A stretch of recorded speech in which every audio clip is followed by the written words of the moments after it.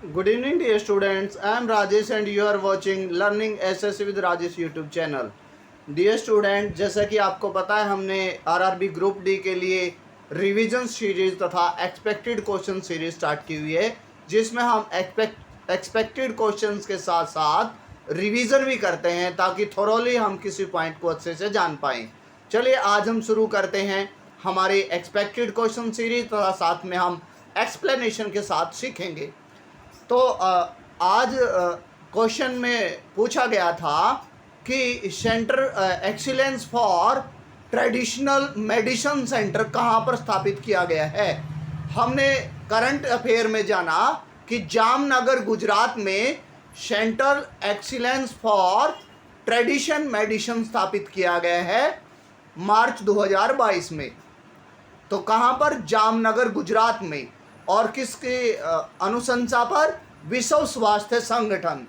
तो चलिए हम शुरू करते हैं। विश्व स्वास्थ्य संगठन WHO के बारे में जानेंगे। आपको पता है कि WHO का मुख्यालय कहाँ पर है? जिनेवा में है। WHO का मुख्यालय जिनेवा। स्थापना 7 अप्रैल 1948। 7 अप्रैल 1948। अब आगे वाली शिफ्ट में आपसे पूछा जाएगा सबसे पहले कि WHO का मुख्यालय कहाँ पर है। तो आप क्या बताएंगे? WHO का मुख्यालय जिनेवा में है। जिनेवा। जिनेवा कहाँ पर? स्विट्जरलैंड। स्विट्जरलैंड। उसके बाद अगला इंपॉर्टेंट क्वेश्चन आपसे पूछा जाएगा कि WHO की स्थापना किस वर्ष हुई, कब हुई? आप बताएंगे कि 7 अप्रैल 1948 को। 7 अप्रैल 1948 को विश्व स्वास्थ्य संगठन की स्थापना हुई। और पूछा जा सकता है कि विश्व स्वास्थ्य संगठन के वर्तमान में अध्यक्ष कौन हैं, अर्थात वर्तमान में इसके प्रेसिडेंट कौन हैं। तो आप बताएंगे कि इसके वर्तमान में जो प्रेसिडेंट है वो टेड्रोस अधानोम है। टेड्रोस अधानोम जो है वो विश्व स्वास्थ्य संगठन के वर्तमान प्रेसिडेंट हैं। आई होप कि आपको पहला पॉइंट अच्छे से समझ आ गया होगा कि विश्व स्वास्थ्य संगठन का मुख्यालय जिनेवा में है। स्थापना 7 अप्रैल 1948 को। और इसके वर्तमान अध्यक्ष कौन है।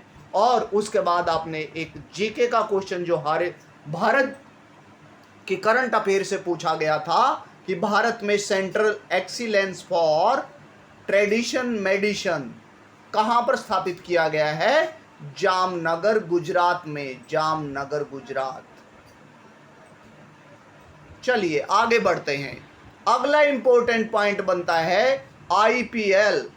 आपको पता है कि भारत में IPL की शुरुआत 2007-8 में हुई थी। और सबसे पहला विनर IPL का कौन था? राजस्थान रॉयल्स। कौन? राजस्थान रॉयल। उसके बाद अगला इंपॉर्टेंट प्रश्न आता है 2022 में विनर कौन है IPL के। और आपको पता है गुजरात टाइटंस। गुजरात टाइटन जो है, गुजरात टाइटन ने ये मैच जीता है। उसके बाद आपको पता है हार्दिक पांड्या की जो कैप्टनशिप में। अब प्रश्न पूछा गया था कि अब तक के सबसे ज़्यादा जो रन हैं वो IPL में किसने बनाए हैं। आपको पता है कि IPL में अब तक 215 मैचों में सबसे ज़्यादा 6402 रन बना चुके हैं विराट कोहली। कौन बना चुके हैं? विराट कोहली। और अगला क्वेश्चन आपसे पूछा जा सकता है कि सबसे ज़्यादा विकेट किसने लिए हैं। तो आप बताएंगे ड्वेन ब्रेवो ने। ब्रेवो जो है उन्होंने सबसे ज़्यादा अब तक IPL में 183 विकेट लिए हैं IPL में।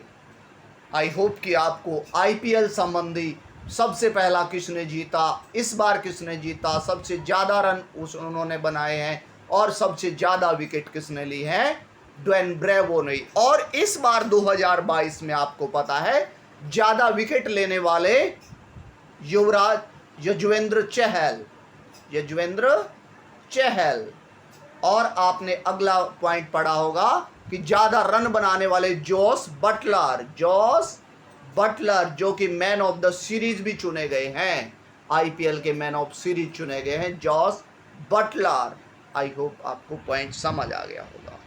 आगे बढ़ते हैं, बलवंत राय मेहता समिति। आपको पता है भारत में स्थानीय स्वशासन को विकसित करने के लिए 1957 में बलवंत राय की अध्यक्षता में 1957 में एक समिति का गठन किया गया था 1957 में, और उस समिति का क्या नाम उन्होंने रखा है, बलवंत राय मेहता समिति।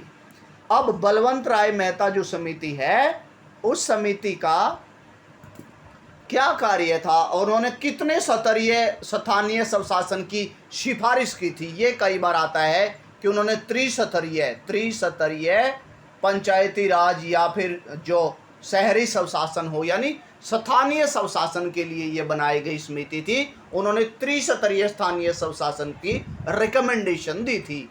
कब बनाई गई थी? 1957 में। ये भी पूछा जा सकता है। और आपसे ये भी पूछा जा सकता है कि जो पंचायती राज है वो सबसे पहले 2 अक्टूबर 1959 को कहाँ से जवाहरलाल नेहरू ने राजस्थान के नागौर जो जिला है नागौर से स्टार्ट किया गया था पंचायती राज व्यवस्था। चलिए आगे बढ़ते हैं। अगला इंपॉर्टेंट पॉइंट 8वीं अनुसूची। मैंने पहले भी एक दिन आपको प्रीवियस वीडियो में अनुसूची के बारे में बताया था कि विभिन्न अनुसूचियों के बारे में किसी भी एग्जाम में आप देख लें बहुत बार रिपीटेड होता है क्वेश्चन। आपने पढ़ा कि 8वीं अनुसूची में, 7वीं में क्या पढ़ा था आपने? 7वीं में पढ़ा था शक्तियों का विभाजन। 7वीं अनुसूची में शक्तियों के विभाजन में कि शक्तियों के विभाजन के लिए एक संघ सूची बनाई गई है जिसमें केंद्र सरकार कानून बनाती है, फिर राज्य सूची बनाई गई है जिसमें राज्य सरकार कानून बनाती है, एक समवर्ती सूची बनाई गई है जिसमें दोनों सरकारें कानून बना सकती हैं, लेकिन अगर दोनों में टकराव हो तो केंद्र सरकार का कानून लागू होता है, जिसमें विवाह, उत्तराधिकार, तलाक संबंधी कानून और शिक्षा संबंधी कानून आते हैं समवर्ती सूची में। आगे बढ़ते हैं 8वीं अनुसूची के बारे में। 8वीं अनुसूची में 1966 तक 14 भाषाओं को शामिल किया गया था। कितनी भाषाएं शामिल थी? 14। 1967 में अभी पूछा गया प्रश्न, 1967 में इसमें कौन सी भाषा शामिल की गई? सिंधी भाषा शामिल की गई। कौन सी? सिंधी भाषा। अब अगला अमेंडमेंट होता है, ये 21वां अमेंडमेंट था, संविधान का 21वां संशोधन था। चलिए आगे बढ़ते हैं हम। अगला है प्रश्न कि इसी में फिर आगे और कौन कौन सी भाषाएं, सिंधी के बाद 1992 में 4 भाषाएं और जोड़ी गई, 3 भाषाएं जोड़ी गई, उन्हें नमक से पढ़ेंगे हम। नमक जोड़ा गया। नमक मतलब नेपाली, मणिपुरी और कोंकणी। कौन सी भाषाएं? नेपाली, मणिपुरी और कोंकणी। 3 भाषाएं 1992 में और जोड़ दी गई। कितनी हो गई? 14, और एक तो पहले सिंधी हो गई थी 15, 3 ये हो गई है, अब हो गई है 18 भाषाएं। अब अगला पॉइंट आता है कि 2003 में 4 भाषाएं और जोड़ दी गई इसमें 2003 में। आगे वाले सेट में, शिफ्ट में पक्का आएगा क्वेश्चन, याद रखना कि फिर क्या जोड़ दिया गया? बोर्डमास का फॉर्मूला मैथ में आपने याद किया है, तो क्या जोड़ दिया गया? बोर्डमास मतलब बोडो, ड से डोगरी और म से मैथिली और स से संथाली भाषा। बोडो, डोगरी, मैथिली, संथाली, ये 4 भाषाएं और जोड़ दी। आपने पढ़ा था 14 पहले, 1 सिंधी, 3 नमक और 4 जोड़ दी हमने, ये 22 भाषाएं उस दिन हमने आपको बताई थी। आगे बढ़ते हैं। राष्ट्रपति द्वारा प्रमुख नियुक्तियां। आपको पता है कि राष्ट्रपति द्वारा भारत में महत्वपूर्ण नियुक्तियां की जाती हैं, जैसे कि वो भारत के मुख्य चुनाव आयुक्त, भारत के मुख्य न्यायाधीश, अन्य न्यायाधीश, राज्यों के राज्यपाल, केंद्रीय पिछड़ा आयोग, अनुसूचित जाति आयोग और अन्य महत्वपूर्ण उपलब्धियों के बारे में, यानी नियुक्तियां कौन करता है? राष्ट्रपति करता है। तो कौन कौन से आपको पता है कि वो चुनाव आयुक्त, मुख्य चुनाव आयुक्त, अन्य चुनाव आयुक्त, मुख्य न्यायाधीश, राज्यों के गवर्नर, उसके बाद वो प्रधानमंत्री को शपथ दिलाता है, प्रधानमंत्री को, अन्य मंत्रियों को भी शपथ दिलाता है।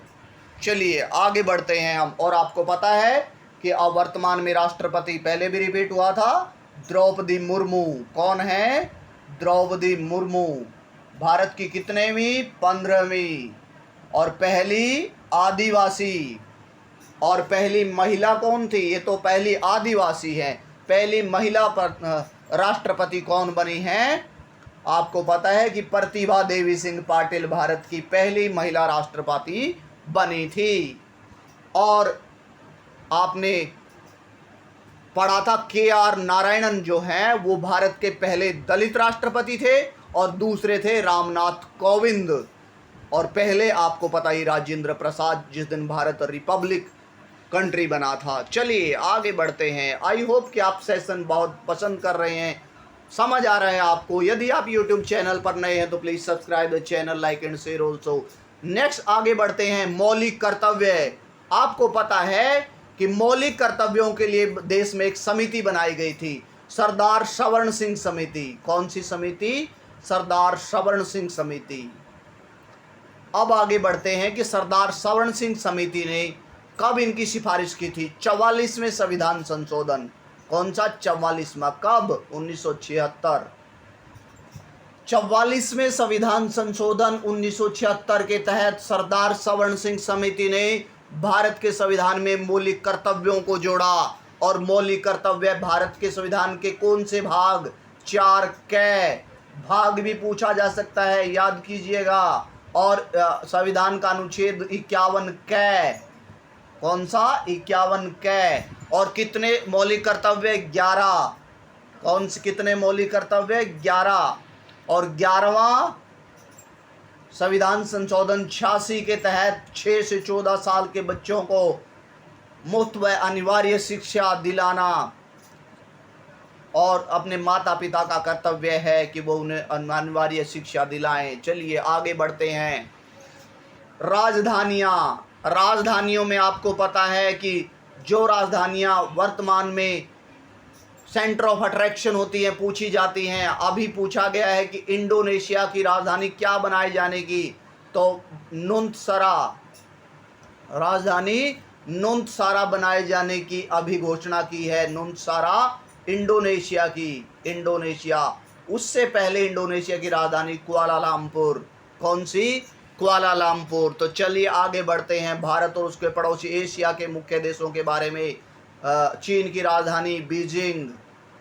और नेपाल की राजधानी काठमांडू। भूटान की राजधानी थिम्पू। पाकिस्तान की इस्लामाबाद। मालदीव की राजधानी, दक्षिण में भारत का एक द्वीपीय पड़ोसी देश मालदीव की राजधानी माले। कौन सी राजधानी? माले। और आपको पता है श्रीलंका की राजधानी जयवर्धनेपुरम। और वर्तमान में उनके नए राष्ट्रपति रानिल विक्रमसिंघे। कौन? रानिल विक्रमसिंघे। उसके बाद आपने पढ़ा है कि ईरान और इराक। तेहरान। और इराक बगदाद। इराक की राजधानी बगदाद। और कई बार पूछा जाता है यूरोपीय देशों की राजधानियां। जर्मनी की राजधानी बर्लिन। और इटली की राजधानी रोम। स्वीडन की राजधानी स्वीडन, जहां पर नोबेल पुरस्कार दिए जाते हैं, स्वीडन। स्टॉकहोम। पुर्तगाल, जहां से वास्को डी गामा है। पुर्तगाल की राजधानी लिस्बन, पुर्तगाल की राजधानी लिस्बन। और आगे आपने पढ़ा बहुत सी राजधानियों के बारे में, ये इंपॉर्टेंट राजधानियां हैं जो आपसे पूछी जाती हैं। चलिए आगे बढ़ते हैं महत्वपूर्ण नियुक्तियों की तरफ। महत्वपूर्ण नियुक्तियों में आपने पढ़ा, सबसे पहले तो चर्चित हैं राष्ट्रपति, उसके बाद उपराष्ट्रपति। कौन उपराष्ट्रपति? जगदीप धनखड़, जगदीप धनखड़। उसके बाद अगला और इम्पोर्टेंट नियुक्ति 49 में देश के मुख्य आयुक्त, मुख्य न्यायाधीश, न्यायाधीश, वेरी वेरी इंपॉर्टेंट क्वेश्चन। मुख्य न्यायाधीश कौन बने हैं? यू ललित। कौन? यू ललित, उदय उमेश ललित भारत के 49वें मुख्य न्यायाधीश, सुप्रीम कोर्ट के मुख्य न्यायाधीश बने हैं। और भारत के मुख्य चुनाव आयुक्त, चुनाव आयुक्त कौन बने हैं भारत के? राजीव कुमार, राजीव कुमार। उसके बाद अगले important ICAR, Indian council of research institute, Himanshu Pathak. ICAR के मुख्य अधिकारी कौन है? हिमांशु पाठक, हिमांशु पाठक। और इंटेलिजेंसी ब्यूरो आपको पता ही है, IB के मुखिया कौन है? तपन कुमार, IB तपन कुमार। चलिए आगे बढ़ते हैं, ये इंपॉर्टेंट नियुक्तियां आपको पता ही है। उसके बाद भारतीय राष्ट्रीय आंदोलन के दौरान संगठन, भारत के राष्ट्रीय आंदोलन जो हैं यानी आज़ादी के समय विभिन्न संगठन बनाए गए थे। एशियाटिक सोसाइटी, किसने बनाई एशियाटिक सोसाइटी? William Jones. कौन? William Jones. कई बार एग्जाम में पूछा जाता है विलियम जोन्स।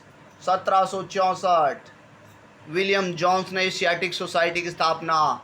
ब्रह्म समाज, राजा राम मोहन राय का ब्रह्म समाज, कौन नहीं जानता है राजा राम मोहन राय का ब्रह्म समाज। और उन्होंने Atmiya Sabha Raja Ram Mohan Roy. East India Association, Dadabhai Naoroji, कई बार एग्जाम में आने वाला question. East India Association, Dadabhai Naoroji, दादा भाई नौरोजी ने ईस्ट इंडिया एसोसिएशन की स्थापना की। Grand old man of India कहा जाता है दादा भाई नौरोजी को, grand old man of India. आगे बढ़ते हैं, पूना सभा किसने? MG रानाडे, MG रानाडे ने पूना सभा। सत्य शोधक समाज, वेरी वेरी इंपॉर्टेंट क्वेश्चन। सत्य शोधक समाज की स्थापना ज्योतिबा फुले, ज्योतिबा फुले ने सत्य शोधक समाज की स्थापना की थी, ज्योतिबा फुले। अगला और इम्पोर्टेंट पॉइंट, आर्य समाज, दयानंद सरस्वती जी की आर्य समाज, दयानंद सरस्वती।